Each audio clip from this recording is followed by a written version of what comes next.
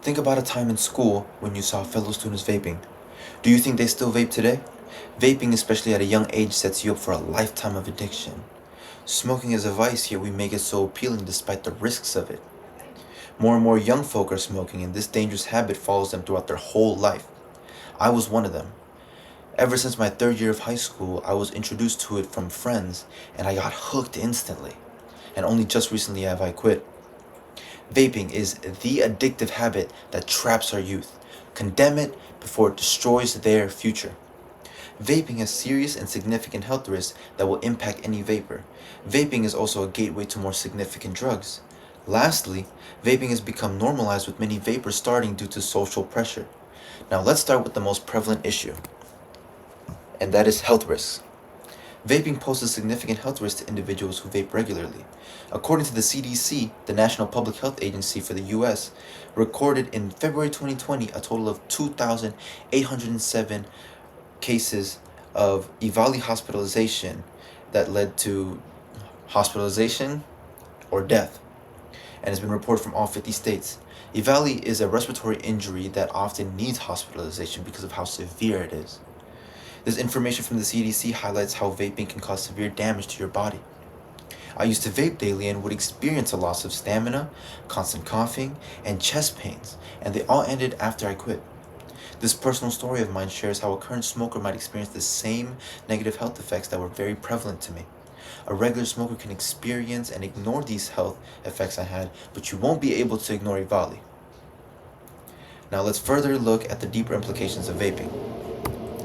Vaping is a gateway leading to more harmful substances. Dr. Maria L. Roditis, a program director in the Tobacco Control Research Branch of the National Cancer Institute, found in a 2015 analysis that adolescents learn about the risks of cigarettes, but they receive much less and often incorrect information regarding marijuana and e-cigarettes. This likely results in their positive and ambivalent perceptions of marijuana and e-cigarettes. Dr. Roditis highlights the misconception of vapes and marijuana being harmless and a good alternative, but vaping is that entry that just branches into more harmful substances. Think of vaping like a locked gate to your brain, protecting you from all the different harmful substances. Once you start vaping, the lock on that gate cracks open, making it easier to push past vaping. Once that happens, there's no more moral and health boundaries to the substances the brain tries.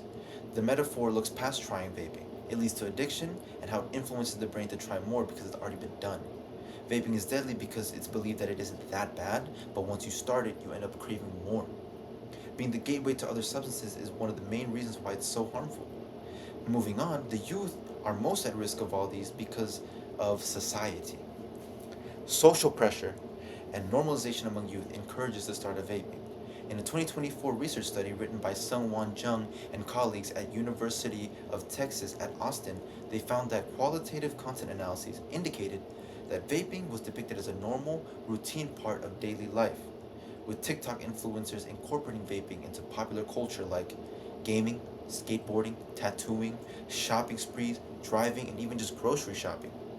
This shows how vaping has become so normal for teens. To have such an addictive vice be normalized alongside hobbies is just incredibly alarming.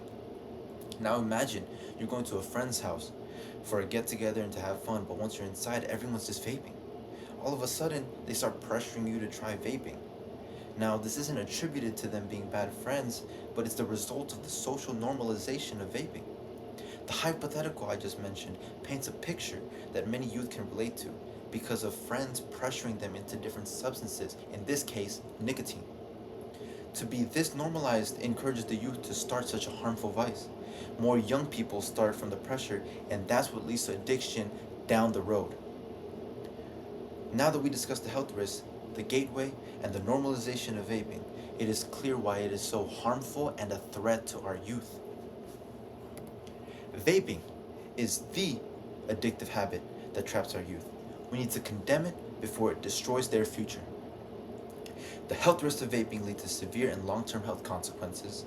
Vaping leads to more dangerous substances because of the reduced perception of risk it has. And it is more socially normalized, making friends being able to pressure individuals to try it for the first time. Now, I want everyone to take away that vaping and even just the smoking of substances is dangerous.